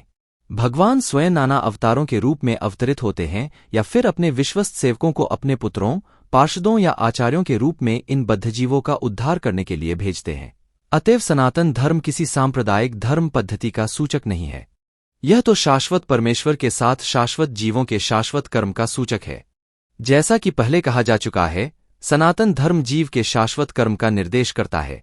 श्रीपाद रामानुजाचार्य ने सनातन शब्द की व्याख्या इस प्रकार की है, वह जिसका न आदि है और न अंत। अतएव जब हम सनातन धर्म के विषय में बात करते हैं तो हमें श्रीपाद रामानुजाचार्य के प्रमाण के आधार पर यह मान लेना चाहिए कि इसका न आदि है न अंत। अंग्रेजी का रिलीजन शब्द सनातन धर्म से थोड़ा भिन्न है। रिलीजन से श्रद्धा का भाव सूचित होता है और श्रद्धा बदल सकती है। किसी को एक विशेष विधि में विश्वास हो सकता है और वह इस विश्वास को बदलकर दूसरा अपना सकता है, लेकिन सनातन धर्म उस कर्म का सूचक है जो बदला नहीं जा सकता। उदाहरणार्थ, न तो जल से उसकी तरलता विलग की जा सकती है, न अग्नि से ऊष्मा विलग की जा सकती है। ठीक उसी प्रकार शाश्वत जीव से उसके सनातन कर्म को विलग नहीं किया जा सकता। सनातन धर्म जीव का शाश्वत अंग है। अतएव जब हम सनातन धर्म के विषय में बात करते हैं तो हमें श्रीपाद रामानुजाचार्य के प्रमाण के आधार पर यह मानना चाहिए कि उसका न तो आदि है न अंत। जिसका आदि व अंत न हो वह सांप्रदायिक नहीं हो सकता, क्योंकि उसे सीमाओं में नहीं बांधा जा सकता। जिनका संबंध किसी संप्रदाय से होगा वे सनातन धर्म को भी सांप्रदायिक मानने की भूल करेंगे, किंतु यदि हम इस विषय पर गहनता से विचार करें और आधुनिक विज्ञान के प्रकाश में सोचें तो हम सहज ही देख सकते हैं कि सनातन धर्म विश्व के समस्त लोगों का ही नहीं अपितु ब्रह्मांड के समस्त जीवों का धर्म है। भले ही असनातन धार्मिक विश्वास का मानव इतिहास के पृष्ठों में कोई आदि हो, लेकिन सनातन धर्म के इतिहास का कोई आदि नहीं है, क्योंकि यह जीवों के साथ शाश्वत रूप से रहता है। जहां तक जीवों का संबंध है, प्रामाणिक शास्त्रों का कथन है कि जीव का न तो जन्म होता है न मृत्यु। गीता में कहा गया है कि जीव न तो कभी जन्मता है न कभी मरता है, वह शाश्वत तथा अविनाशी है और इस क्षणभंगुर भौतिक शरीर के नष्ट होने के बाद भी जीता रहता है। सनातन धर्म के स्वरूप के प्रसंग में हमें धर्म की धारणा को संस्कृत के मूल शब्द के अर्थ से समझना होगा। धर्म का अर्थ है वह जो पदार्थ विशेष में सदैव रहता है। हम यह निष्कर्ष निकालते हैं कि अग्नि के साथ ऊष्मा तथा प्रकाश सदैव रहते हैं। ऊष्मा व प्रकाश के बिना अग्नि शब्द का कोई अर्थ नहीं होता। इसी प्रकार हमें जीव के उस अनिवार्य अंग को ढूंढना चाहिए जो उसका स्थायी साक्षी है। यह स्थायी साक्षी उसका शाश्वत गुण है और यह शाश्वत गुण ही उसका सनातन धर्म है। जब सनातन गोस्वामी ने श्री चैतन्य महाप्रभु से प्रत्येक जीव के स्वरूप के विषय में जिज्ञासा की तो भगवान ने उत्तर दिया कि जीव का स्वरूप या स्वाभाविक स्थिति पूर्ण पुरुषोत्तम परमेश्वर की सेवा करना है। यदि हम चैतन्य महाप्रभु के इस कथन का विश्लेषण करें तो हम आसानी से देख सकते हैं कि प्रत्येक जीव दूसरे जीव की सेवा करने में निरंतर लगा हुआ है। एक जीव दूसरे जीव की सेवा कई रूपों में करता है। ऐसा करके जीव जीवन का आनंद भोगता है। निम्न पशु मनुष्यों की सेवा करते हैं जैसे सेवक अपने स्वामी की सेवा करते हैं। इस स्थिति में हम देख सकते हैं कि एक मित्र दूसरे मित्र की सेवा करता है, माता पुत्र की सेवा करती है, पत्नी पति की सेवा करती है, पति पत्नी की सेवा करता है आदि। यदि हम इसी भावना से खोज करते चलें तो पाएंगे कि मानव समाज में ऐसा एक भी अपवाद नहीं है जिसमें कोई जीव सेवा की गतिविधि न लगा हो। एक राजनेता जनता के समक्ष अपना घोषणापत्र प्रस्तुत करता है ताकि उनको उसकी सेवा करने की क्षमता के विषय में विश्वास दिला सके। फलतः मतदाता उसे यह सोचते हुए अपना बहुमूल्य मत देते हैं कि वह समाज की महत्वपूर्ण सेवा करेगा। दुकानदार अपने ग्राहक की सेवा करता है और कारीगर पूंजीपति की सेवा करता है। पूंजीपति अपने परिवार की सेवा करता है और परिवार शाश्वत जीव की शाश्वत सेवा क्षमता से राज्य की सेवा करता है। इस प्रकार हम देख सकते हैं कि कोई भी जीव अन्य जीवों की सेवा करने से मुक्त नहीं है। अतएव हम यह निष्कर्ष निश्चित रूप से निकाल सकते हैं कि सेवा जीव की चिर संगिनी है और सेवा करना जीव का सनातन धर्म है। तथापि मनुष्य काल तथा परिस्थिति विशेष के संदर्भ में किसी विशिष्ट प्रकार की श्रद्धा को अंगीकार करने का दावा करता है और इस प्रकार वह अपने को हिंदू, मुसलमान, ईसाई, बौद्ध या किसी अन्य संप्रदाय को मानने वाला बताता है। ये सभी उपाधियां सनातन धर्म नहीं है। एक हिंदू अपनी श्रद्धा बदलकर मुसलमान बन सकता है, या एक मुसलमान अपनी श्रद्धा बदलकर हिंदू बन सकता है, या कोई ईसाई अपनी श्रद्धा बदल सकता है, इत्यादि। किंतु सभी परिस्थितियों में धार्मिक श्रद्धा में परिवर्तन होने से अन्यों की सेवा करने का शाश्वत धर्म, वृत्ति प्रभावित नहीं होता। हिंदू, मुसलमान या ईसाई समस्त परिस्थितियों में किसी न किसी के सेवक हैं। अतएव किसी विशेष श्रद्धा को अंगीकार करना अपने सनातन धर्म को अंगीकार करना नहीं है। सेवा करना ही सनातन धर्म है। वस्तुतः भगवान के साथ हमारा संबंध सेवा का संबंध है। परमेश्वर परम भोक्ता हैं और हम जीव उनके सेवक हैं। हम सब उनके आनंद के लिए उत्पन्न किए गए हैं और यदि हम भगवान के साथ उस सनातन आनंद में भाग लेते हैं तो हम सुखी बनते हैं। हम किसी अन्य प्रकार से सुखी नहीं हो सकते। स्वतंत्र रूप से सुखी बन पाना संभव नहीं है। जिस प्रकार शरीर का कोई भी भाग उदर से सहयोग किए बिना सुखी नहीं रह सकता, परमेश्वर की दिव्य प्रेममय सेवा किए बिना जीव सुखी नहीं हो सकता। भगवद गीता में विभिन्न देवों की पूजा या सेवा करने का अनुमोदन नहीं किया गया है। उसमें 7.20 में कहा गया है, कामैस्तैस्तैर्हत ज्ञानाः प्रपद्यन्ते न देवताः तन्तन्यमास्थाय प्रकृत्या न्यताः स्वया। जिनकी बुद्धि भौतिक इच्छाओं द्वारा चुरा ली गई है वे देवताओं की शरण में जाते हैं और वे अपने अपने स्वभावों के अनुसार पूजा के विशेष विधि विधानों का पालन करते हैं। यहाँ यह स्पष्ट कहा गया है कि जो वासना द्वारा निर्देशित होते हैं वे परम भगवान कृष्ण की पूजा न करके देवताओं की पूजा करते हैं। जब हम कृष्ण का नाम लेते हैं तो हम किसी सांप्रदायिक नाम का उल्लेख नहीं करते। कृष्ण का अर्थ है सर्वोच्च आनंद और इसकी पुष्टि हुई है कि परमेश्वर समस्त आनंद के आगार हैं। हम सभी आनंद की खोज में लगे हैं। आनंदमयोभ्यासात् वेदांत सूत्र 1 जनवरी 2012। भगवान की ही भांति जीव चेतना से पूर्ण है और सुख के पीछे भागते रहते हैं। भगवान तो हमेशा सुखी हैं और यदि जीव उनकी संगति करते हैं, उनके साथ सहयोग करते हैं और उनकी संगति में सहभागी बनते हैं तो वे भी सुखी हो जाते हैं। भगवान इस मर्त्य लोक में सुख से परिपूर्ण अपनी वृंदावन लीलाएं प्रदर्शित करने के लिए अवतरित होते हैं। जब भगवान श्री कृष्ण वृंदावन में थे तब उनकी अपने गोपमित्रों के साथ, अपनी गोपिकास्कियों के साथ, वृंदावन के अन्य निवासियों के साथ तथा गायों के साथ की गई लीलाएं सुख से परिपूर्ण थीं। वृंदावन की सारी जनता कृष्ण के अतिरिक्त अन्य कुछ नहीं जानती थी, परंतु भगवान कृष्ण ने अपने पिता नंद महाराज को भी इंद्रदेव की पूजा करने से निरुत्साहित किया, क्योंकि वे इस तथ्य को प्रतिष्ठित करना चाहते थे कि लोगों को किसी भी देवता की पूजा करने की आवश्यकता नहीं है। उन्हें एकमात्र परम ईश्वर की पूजा करनी चाहिए, क्योंकि उनका चरम लक्ष्य उनके भगवान के धाम को वापस जाना है।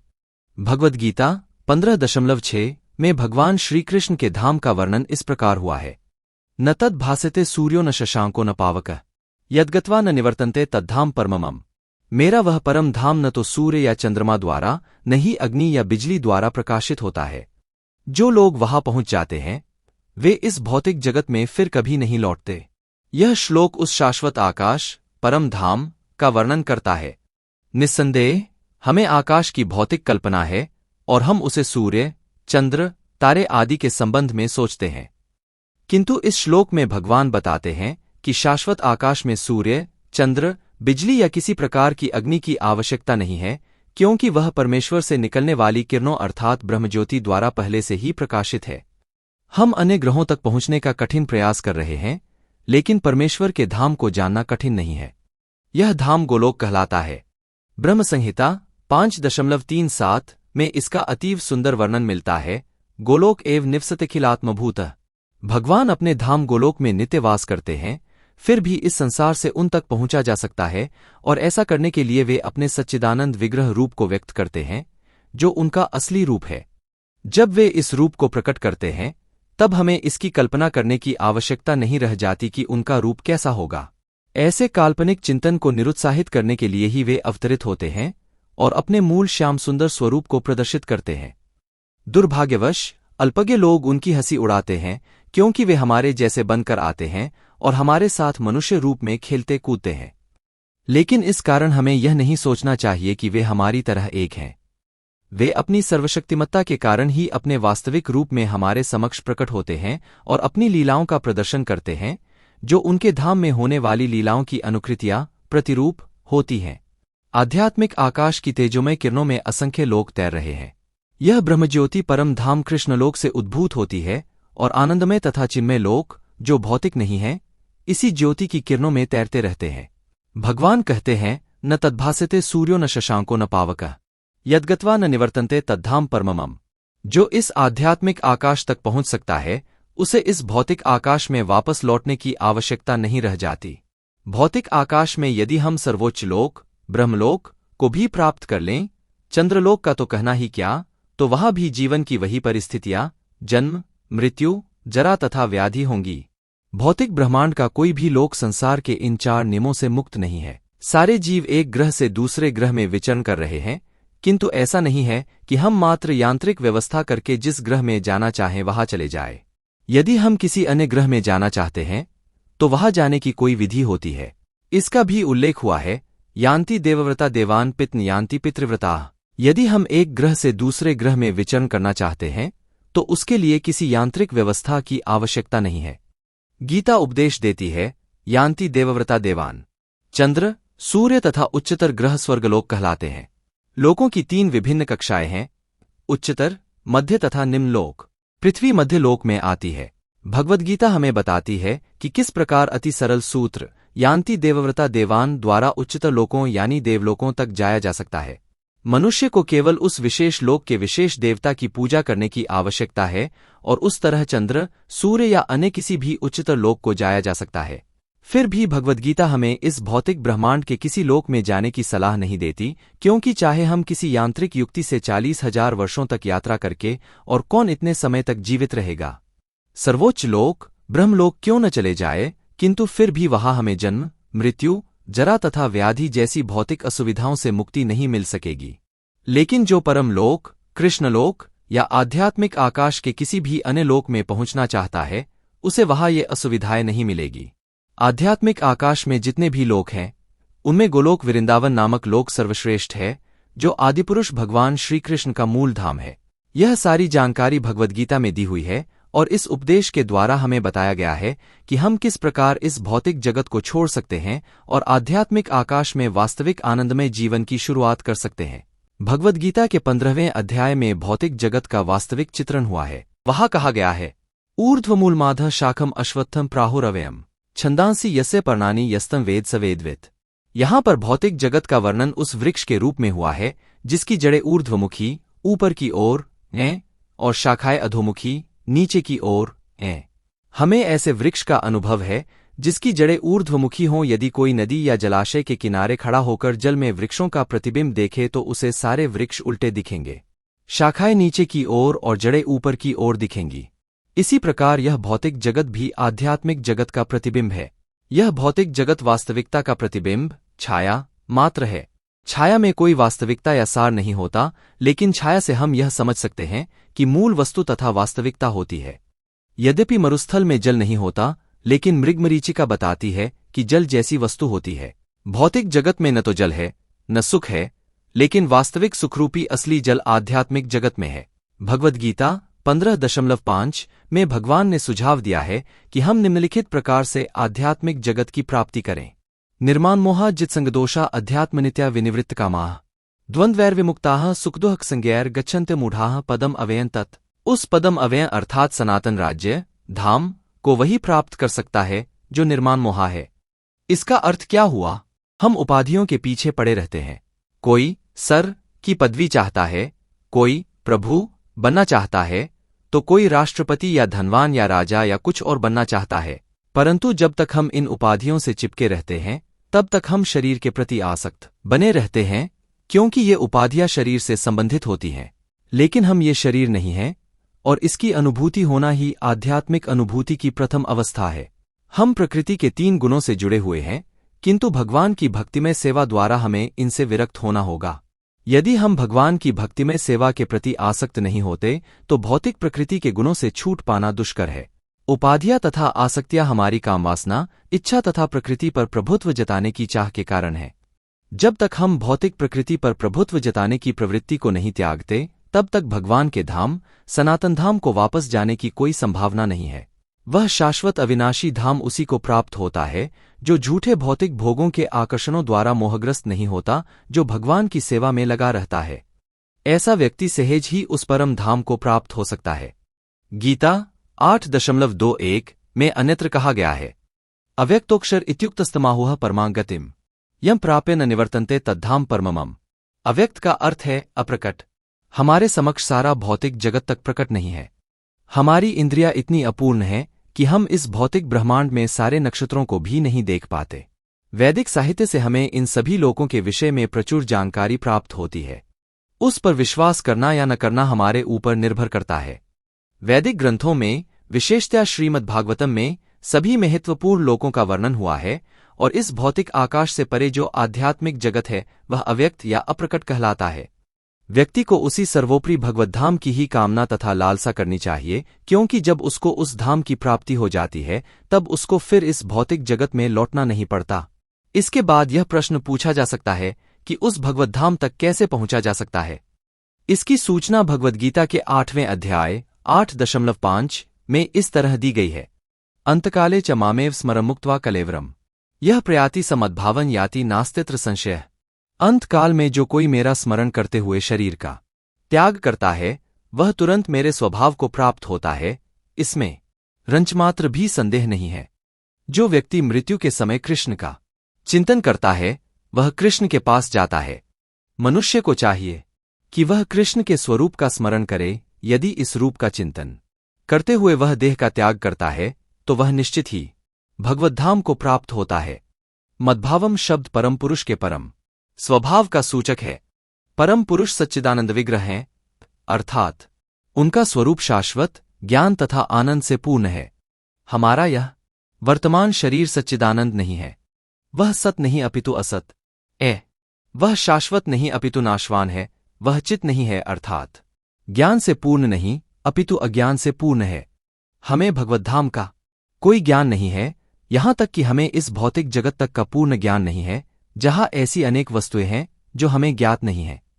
यह शरीर भी निरानंद है, आनंद से ओतप्रोत न होकर दुहक से पूर्ण है।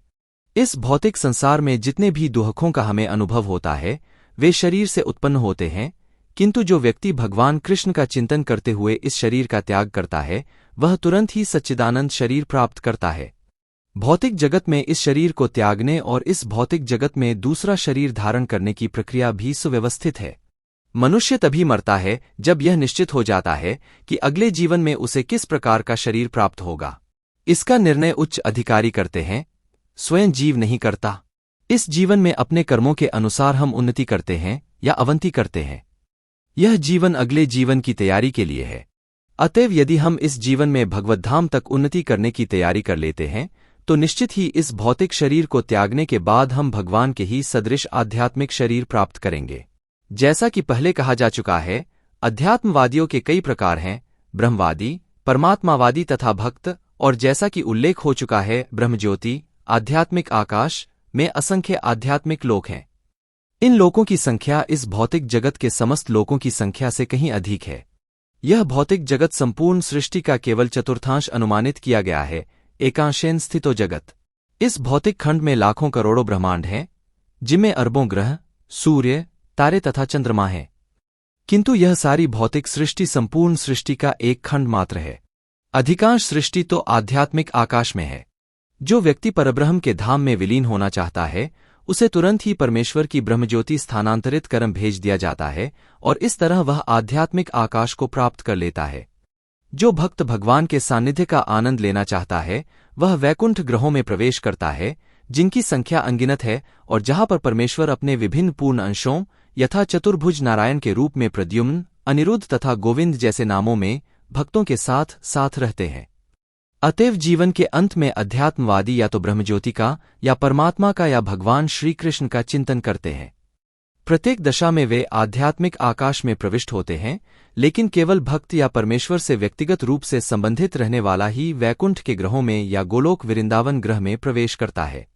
भगवान यह भी कहते हैं कि इसमें कोई संदेह नहीं है। इस पर दृढ़ विश्वास करना चाहिए। हमें चाहिए कि जो हमारी कल्पना से मेल नहीं खाता उसे ठुकराएं नहीं। हमारी मनोवृत्ति अर्जुन की सी होनी चाहिए, आपने जो कुछ कहा है उस पर मैं विश्वास करता हूं। अतएव जब भगवान यह कहते हैं कि मृत्यु के समय जो भी मनुष्य ब्रह्मा, परमात्मा या भगवान के रूप में उनका चिंतन करता है वह निश्चित रूप से आध्यात्मिक आकाश में प्रवेश करता है, इसमें कोई संदेह नहीं है। इस पर अविश्वास करने का प्रश्न ही नहीं उठता। भगवद गीता 8.6 में उस सामान्य सिद्धांत की भी व्याख्या की गई है जो मृत्यु के समय परम भगवान का चिंतन मात्र करने से आध्यात्मिक धाम में प्रवेश करना संभव बनाता है। यह वापी स्मरण भावन त्यजत्यन्ते कलेवरम तन्तमेवैति कौन्ते सदा तद्भाव भावित। अपने वर्तमान शरीर को त्यागते समय मनुष्य जिस भाव का स्मरण करता है वह अगले जन्म में उस भाव को निश्चित रूप से प्राप्त होता है। अब सर्वप्रथम हमें यह समझना चाहिए कि भौतिक प्रकृति परमेश्वर की एक शक्ति का प्रदर्शन है। विष्णु पुराण 6 जुलाई 1961 में भगवान की समग्र शक्तियों का वर्णन हुआ है। विष्णु शक्तिः परा प्रोक्ता क्षेत्रज्ञाख्या तथा परा अविद्या कर्म संज्ञान्या तृतीया शक्तिरिष्यते। परमेश्वर की शक्तियां विविध तथा असंख्य हैं और वे हमारी कल्पना के परे हैं, लेकिन बड़े बड़े विद्वान मुनियों या मुक्तात्माओं ने इन शक्तियों का अध्ययन करके इन्हें 3 भागों में बांटा है। सारी शक्तियां विष्णु शक्ति हैं, अर्थात वे भगवान विष्णु की विभिन्न शक्तियां हैं। पहली शक्ति परा या दिव्य है। जीव भी पराशक्ति हैं, जैसा कि पहले कहा जा चुका है। अन्य शक्तियां या भौतिक शक्तियां तामसी हैं। मृत्यु के समय हम या तो इस संसार की अपराशक्ति में रह सकते हैं या फिर आध्यात्मिक जगत की शक्ति में चले जा सकते हैं। अतएव भगवद गीता 8.6 में कहा गया है, यह वापी स्मरण भावन त्यजत्यन्ते कलेवरम तन्तमेवैति कौन्ते सदा तद्भाव भावितः। अपने वर्तमान शरीर को त्यागते समय मनुष्य जिस भाव का स्मरण करता है अगले जन्म में वह उसी भाव को निश्चित रूप से प्राप्त करता है। जीवन में हम या तो भौतिक शक्ति या फिर आध्यात्मिक शक्ति के विषय में सोचने के आदी हैं। हम अपने विचारों को भौतिक शक्ति से आध्यात्मिक शक्ति में किस प्रकार ले जा सकते हैं? ऐसे बहुत से साहित्य हैं, यथा समाचार पत्र, पत्रिकाएं, उपन्यास आदि जो हमारे विचारों को भौतिक शक्ति से भर देते हैं। हमें अपने चिंतन को जो संपत्ति ऐसे साहित्य में लगा है वैदिक साहित्य की ओर मोड़ना है। अतएव महान ऋषियों ने अनेक वैदिक ग्रंथ लिखे हैं, यथा पुराण। ये पुराण काल्पनिक नहीं है, ये ऐतिहासिक लेख हैं। चैतन्य चरितामृत मध्य 20.122 में निम्नलिखित कथन है, मायामुग्ध जीवेर नाहि स्वतः कृष्ण ज्ञान, जीवेरे कृपाए कैला कृष्ण वेद पुराण। भुलक्कर जीवों या बद्धात्माओं ने परमेश्वर के साथ के अपने संबंध को भुला दिया है और वे सब भौतिक कार्यों के विषय में सोचने में मग्न रहते हैं। उनकी चिंतन शक्ति को आध्यात्मिक आकाश की ओर मोड़ने के लिए ही कृष्णद्वैपायन व्यास ने प्रचुर वैदिक साहित्य प्रदान किया है। सर्वप्रथम उन्होंने वेदों के 4 विभाग किए, फिर उन्होंने उनकी व्याख्या पुराणों में की और अल्पज्ञों के लिए उन्होंने महाभारत की रचना की। महाभारत में ही भगवद्गीता दी हुई है। तत्पश्चात समस्त वैदिक साहित्य का सार वेदांत सूत्र में दिया गया है और भावी पथ प्रदर्शन के लिए उन्होंने वेदांत सूत्र का सहेज भाष्य भी दिया जो श्रीमद् भागवतम कहलाता है। हमें अपना चित्त सदा इन वैदिक ग्रंथों के अध्ययन में लगाना चाहिए। जिस प्रकार भौतिकतावादी लोग अपना ध्यान नाना प्रकार के समाचार पत्रों, पत्रिकाओं तथा अन्य संसारी साहित्य को पढ़ने में लगाते हैं, उसी तरह हमें भी व्यासदेव द्वारा प्रदत्त साहित्य के अध्ययन में अपना ध्यान परिवर्तित कर देना चाहिए। इस प्रकार हम मृत्यु के समय परमेश्वर का स्मरण कर सकेंगे। भगवान द्वारा सुझाया गया यही एकमात्र उपाय है और वे इसके फल की गारंटी देते हैं, इसमें कोई संदेह नहीं है। तस्मात् सर्वेषु कालेषु मामनुस्मर युद्धे च मयर्पितमनु बुद्धिर मामे वैश्य से संशय। इसलिए हे अर्जुन, तुम मेरा सदैव कृष्ण के रूप में चिंतन करो और साथ ही अपना निर्धारित युद्ध कर्म करते रहो। अपने कर्मों को मुझे अर्पित करके तथा अपने मन एवं बुद्धि को मुझ पर स्थिर करके तुम मुझे निश्चित रूप से प्राप्त करोगे। भगवद्गीता 8.7। वे अर्जुन से अपने कर्म, पेशा को त्याग कर केवल अपना कृष्ण का स्मरण करने के लिए नहीं कहते। नहीं, भगवान कभी भी कोई अव्यावहारिक बात का सुझाव नहीं देते। इस भौतिक जगत में शरीर के पालन हेतु मनुष्य को कर्म करना होता है। कर्म के अनुसार मानव समाज 4 वर्णों में विभाजित किया गया है: ब्राह्मण, क्षत्रिय, वैश्य तथा शूद्र। ब्राह्मण अथवा बुद्धिमान वर्ग एक प्रकार से कार्य करता है, क्षत्रिय या प्रशासक वर्ग दूसरी तरह से कार्य करता है। इसी प्रकार वैश्य वर्ग तथा श्रमिक वर्ग भी अपने अपने कर्तव्यों का पालन करते हैं। मानव समाज में चाहे कोई श्रमिक हो, वणिक हो, प्रशासक हो या किसान हो, या फिर चाहे वह सर्वोच्च वर्ग का तथा साहित्यिक हो, वैज्ञानिक हो या धर्मशास्त्रज्ञ हो, उसे अपने जीवनयापन के लिए कार्य करना होता है। अतएव भगवान अर्जुन से कहते हैं कि उसे अपनी वृत्तिपर कार्य का त्याग नहीं करना है, अपितु वृत्तिपर कार्य में लगे रहकर उसे कृष्ण का स्मरण करना चाहिए। माम अनुस्मर। यदि वह जीवन संघर्ष करते हुए कृष्ण का स्मरण करने का अभ्यास नहीं करता तो वह मृत्यु के समय कृष्ण का स्मरण नहीं कर सकेगा। भगवान चैतन्य भी यही परामर्श देते हैं। वे कहते हैं, कीर्तनीय सदा हरिः। मनुष्य को चाहिए कि भगवान के नामों का सदैव उच्चारण करने का अभ्यास करे। भगवान के नाम तथा भगवान अभिन्न है। इसलिए अर्जुन को भगवान की यह शिक्षा की, मेरा स्मरण करो, तथा भगवान चैतन्य का यह आदेश की, भगवान कृष्ण के नामों का निरंतर कीर्तन करो, एक ही हैं। इनमें कोई अंतर नहीं है, क्योंकि कृष्ण तथा कृष्ण के नाम में कोई अंतर नहीं है। चरम दशा में नाम तथा नामी में कोई अंतर नहीं होता। अतएव हमें अपने जीवन के कार्यकलापों को इस प्रकार ढालना होगा कि हम सदैव भगवान के नामों का जप करते हुए 24 घंटे उनका स्मरण कर सकें। यह किस प्रकार संभव है? आचार्यों ने निम्नलिखित उदाहरण दिया है। यदि कोई विवाहिता स्त्री पर पुरुष में आसक्त होती है, या कोई पुरुष अपनी पत्नी को छोड़कर किसी पराई स्त्री में आसक्त होता है, तो यह आसक्ति अत्यंत प्रबल समझी जानी चाहिए। ऐसी आसक्ति वाला व्यक्ति हमेशा अपने प्रेमी अथवा अपनी प्रेमिका के विषय में सोचता रहता है। जो स्त्री अपने प्रेमी के विषय में सोचती रहती है, वह अपने घरेलू कार्य करते समय भी उसी से मिलने के विषय में सोचती रहती है। वास्तव में वह अपने गृह कार्य को पहले से अधिक सावधानी से करती है, जिससे उसका पति उसकी आसक्ति के विषय में संदेह न कर सके। इसी प्रकार हमें परम प्रेमी श्री कृष्ण को सदैव स्मरण करना चाहिए और साथ ही अपने भौतिक या सांसारिक कर्तव्यों को सुचारू रूप से करते रहना चाहिए। इसके लिए प्रेम की प्रगाढ़ भावना की आवश्यकता है। यदि हमें परमेश्वर के लिए प्रेम की प्रगाढ़ भावना हो तो हम अपना कर्तव्य करते हुए भी उनका स्मरण कर सकते हैं, लेकिन हमें उस प्रेम भाव का विकास करना होगा। उदाहरणार्थ, अर्जुन सदैव कृष्ण का चिंतन करता था, वह कृष्ण का नित्य संगी था और साथ ही योद्धा भी।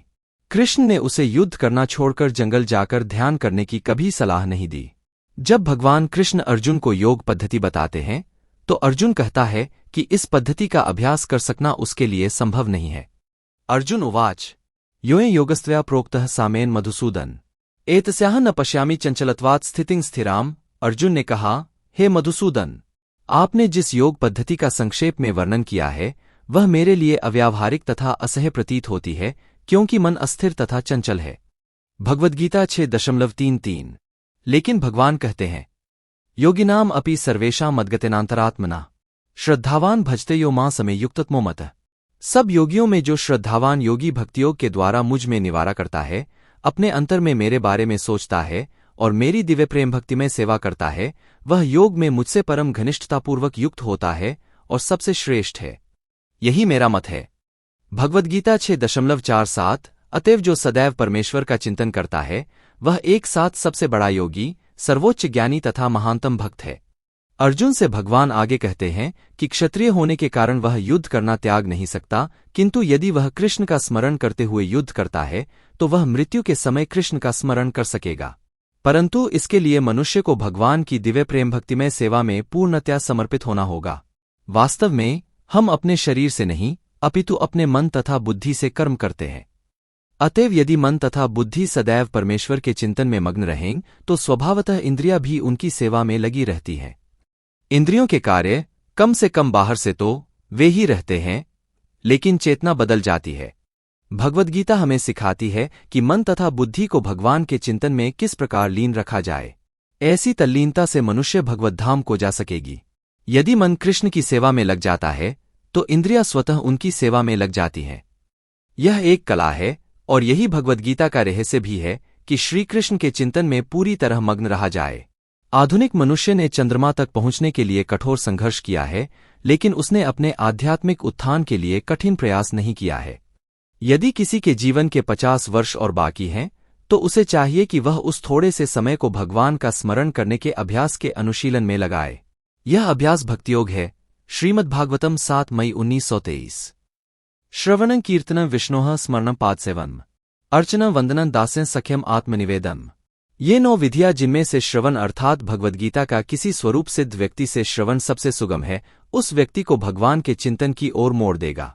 इससे परमेश्वर का स्मरण होगा और शरीर छोड़ने पर मनुष्य को आध्यात्मिक शरीर प्राप्त करने में समक्ष बना जाएंगी, जो परमेश्वर की संगति के लिए उपयुक्त है। भगवान आगे भी कहते हैं, अभ्यासयोगयुक्तेन चेतसा नानेगामिना परमं पुरुषं दिव्यं याति पार्थानुचिंत्यन। हे अर्जुन, जो व्यक्ति पथ से विचलित हुए बिना अपने मन को निरंतर मेरा स्मरण करने में व्यस्त रखता है और पूर्ण पुरुषोत्तम परमेश्वर के रूप में मेरा ध्यान करता है, वह मुझको अवश्य प्राप्त करेगा। भगवद्गीता 8.8। यह कोई कठिन प्रक्रिया नहीं है, लेकिन इसे किसी अनुभवी व्यक्ति से सीखना चाहिए। तद्विज्ञानार्थं स गुरुमेवाभिगच्छेत्। मनुष्य को चाहिए कि ऐसे व्यक्ति के पास जाए जो पहले से अभ्यास कर रहा हो। मन सदैव इधर-उधर भटकता रहता है, किंतु मनुष्य को चाहिए कि मन को भगवान श्री कृष्ण के स्वरूप पर या उनके नामोच्चारण की ध्वनि पर केंद्रित करने का अभ्यास करे। मन स्वभाव से चंचल है, इधर-उधर जाता रहता है, लेकिन वह कृष्ण की ध्वनि पर स्थिर हो सकता है। इस प्रकार मनुष्य को परमं पुरुषम अर्थात दिव्यलोक में भगवान का चिंतन करना चाहिए और उनको प्राप्त करना चाहिए। चरम अनुभूति या चरम उपलब्धि के साधन भगवद्गीता में बताए गए हैं और इस ज्ञान के द्वार सबके लिए खुले हैं। किसी के लिए रोकटोक नहीं है। सभी श्रेणी के लोग भगवान कृष्ण का चिंतन करके उनके पास पहुंच सकते हैं, क्योंकि उनका श्रवण तथा चिंतन हर किसी के लिए संभव है। भगवान आगे भी कहते हैं, भगवद्गीता 9.32-33, मां ही पार्थ व्यपाश्रिते येपि स्युः पाप्योन्यः स्त्रियो वैश्यास्तथा शूद्रास्तेपि यान्ति परांगतिम किं पुनर्ब्राह्मणाः पुण्या भक्ता राजर्षयस्तथा अनित्यम सुखं लोकमिमं प्राप्य भजस्व माम। इस तरह भगवान कहते हैं कि वैश्य, पतित स्त्री या श्रमिक अथवा अधमयोनि को प्राप्त मनुष्य भी परम को पा सकता है। उसे अत्यधिक विकसित बुद्धि की आवश्यकता नहीं पड़ती।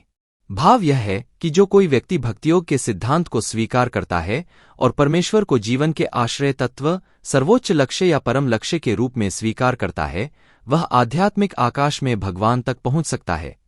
यदि कोई भगवद्गीता में बताए गए सिद्धांतों को ग्रहण करता है, तो वह अपना जीवन पूर्ण बना सकता है और जीवन की सारी समस्याओं का स्थायी हल पा सकता है। यही पूरी भगवद्गीता का सार है। सारांश यह है कि भगवद्गीता दिव्य साहित्य है जिसको ध्यानपूर्वक पढ़ना चाहिए। गीता शास्त्रमिदं पुनः यह पठेत प्रयतः पुमान्। यदि कोई भगवद्गीता के उपदेशों का उचित रूप से पालन करे तो वह जीवन के सभी दुखों तथा चिंताओं से मुक्त हो सकता है। भय शोकादिवर्जित, वह इस जीवन में सारे भय से मुक्त हो जाएगा और उसका अगला जीवन आध्यात्मिक होगा। गीता महात्म्य एक अन्य लाभ भी होता है। गीताध्यायनशील से प्राणायाम परस्य च नैव सन्ति ही पापानि पूर्वजन्मकृतानि च। यदि कोई भगवद्गीता को अत्यंत निष्ठा तथा गंभीरता के साथ पढ़ता है तो भगवान की कृपा से उसके पूर्व दुष्कर्मों के फलों का उस पर कोई प्रभाव नहीं पड़ता। गीता महात्म्य 2 भगवान भगवद्गीता 18.66 के अंतिम अंश में जोर देकर कहते हैं, सर्वधर्मान् परित्यज्य मामेकं शरणं व्रज अहं त्वां सर्वपापेभ्यो मोक्षयिष्यामि मा शुचः। सब धर्मों को त्याग कर एकमात्र मेरी ही शरण में आ जाओ, मैं तुम्हें समस्त पापों के फलों से मुक्त कर दूंगा, डरो मत। इस प्रकार भगवान अपनी शरण में आए हुए भक्त का पूरा उत्तरदायित्व अपने ऊपर ले लेते हैं और उसके समस्त पापों के फलों को क्षमा कर देते हैं। मलिने मोचनम पुंसां जलस्नानम दिने दिने सकृद्गीतामृत स्नान संसारमलनाशम। मनुष्य जल में स्नान करके नित्य अपने को स्वच्छ कर सकता है, लेकिन यदि कोई भगवद्गीता रूपी पवित्र गंगाजल में एक बार भी स्नान कर ले तो वह भौतिक जीवन की मलिनता से सदासदा के लिए मुक्त हो जाता है। गीता महात्म्य 3 गीता सुगीता कर्तव्या किमन्यः शास्त्र विस्तरः या स्वयं पद्मनाभस्य मुखपद्माद् विनिहसृता। चूंकि भगवद्गीता पूर्ण पुरुषोत्तम परमेश्वर के मुख से निकली है, अतएव मनुष्य को किसी अन्य वैदिक साहित्य को पढ़ने की आवश्यकता नहीं रहती। उसे केवल भगवद्गीता का ही ध्यानपूर्वक तथा नित्य प्रति से श्रवण तथा पठन करना चाहिए। वर्तमान युग में लोग भौतिक कार्यों में इतने व्यस्त हैं कि उनके लिए समस्त वैदिक साहित्य का अध्ययन कर पाना संभव नहीं है, परंतु इसकी आवश्यकता भी नहीं है। केवल एक पुस्तक भगवद्गीता ही पर्याप्त है, क्योंकि वह समस्त वैदिक साहित्य का सार है और इसका प्रवचन स्वयं भगवान ने किया है। गीता महात्म्य 4 जैसा कि कहा गया है, भारतामृत सर्वस्वं विष्णुवक्त्राद् विनिहसृतम् गीता गंगोदकं पीत्वा पुनर्जन्म न विद्यते। जो गंगाजल पीता है वह मुक्ति प्राप्त करता है, तो उसके लिए क्या कहा जाए जो भगवद्गीता का अमृत पान करता हो। भगवद्गीता महाभारत का आवश्यक अमृत है और इसे भगवान कृष्ण, मूल विष्णु, ने स्वयं सुनाया है। गीता महात्म्य 5। भगवद्गीता पूर्ण पुरुषोत्तम परमेश्वर के मुख से निकली है और गंगा भगवान के चरणकमलों से निकली कही जाती है। निस्संदेह भगवान के मुख तथा चरणों में कोई अंतर नहीं है, लेकिन निष्पक्ष अध्ययन से हम समझ सकते हैं कि भगवद्गीता गंगाजल से भी अधिक महत्वपूर्ण है। सर्वोपनिषदो गावो दोग्धा गोपालंदन पार्थो वत्सः सुधीर भोक्ता दुग्धं गीतामृत मेहित। यह गीतोपनिषद भगवद्गीता, जो समस्त उपनिषदों का सार है, गाय के तुल्य है और ग्वालबाल के रूप में विख्यात भगवान कृष्ण इस गाय को दुह रहे हैं। अर्जुन बछड़े के समान है और सारे विद्वान तथा शुद्ध भक्त भगवद्गीता के अमृतमय दूध का पान करने वाले हैं। गीता महात्म्य 6। एकं शास्त्रं देवकी पुत्र गीतम एको देवो देवकी पुत्र एव एको मंत्रस्तस्य नामानि यानि कर्मापेकं तस्य देवस्य सेवा। आज के युग में लोग एक शास्त्र, एक ईश्वर, एक धर्म तथा एक कर्म के लिए अत्यंत उत्सुक हैं। अतएव एकं शास्त्रं देवकी पुत्र गीतम केवल एक शास्त्र भगवद्गीता हो जो सारे विश्व के लिए हो। एको देवो देव की पुत्र एवं सारे विश्व के लिए एक ईश्वर हो, श्री कृष्ण। एको मंत्रस्तस्य नामानि और एक मंत्र, एक प्रार्थना हो, उनके नाम का कीर्तन। हरे कृष्ण कृष्ण कृष्ण हरे हरे, हरे राम राम राम हरे हरे। मुझे पूरा विश्वास है कि आपको भगवद गीता का सार समझ में आया होगा। मैंने पूरा कोशिश किया है कि आपको भगवद गीता का सभी ज्ञान समझा पाऊं। आप चाहे तो भगवद गीता का बुक भी पढ़ सकते हैं, क्योंकि मैंने इसमें केवल इम्पोर्टेंट बातें ही बताया है। वैसे तो पूरी गीता ही इम्पोर्टेंट है, बट मैंने कोशिश किया है कि सभी श्लोक को सुमराइज करके आपको समझा पाऊं। आई होप कि आपको समझ आया होगा और आपको मोटिवेशन भी मिला होगा और आपको अपने लक्ष्य तक पहुंचने का रास्ता भी मिला होगा। तो अगर पसंद आया हो तो वीडियो को लाइक करके चैनल को सब्सक्राइब जरूर कर लीजिएगा। तो आज के लिए इतना ही, मिलते हैं किसी नए टॉपिक के साथ में, तब तक लिए जय श्री कृष्णा, राधे राधे। नेक्स्ट वीडियो किस टॉपिक पर चाहिए कमेंट करके जरूर बताइएगा, और अगर कुछ बताने में गलती हो गया हो तो छोटा भाई समझकर प्लीज माफ कर दीजिएगा।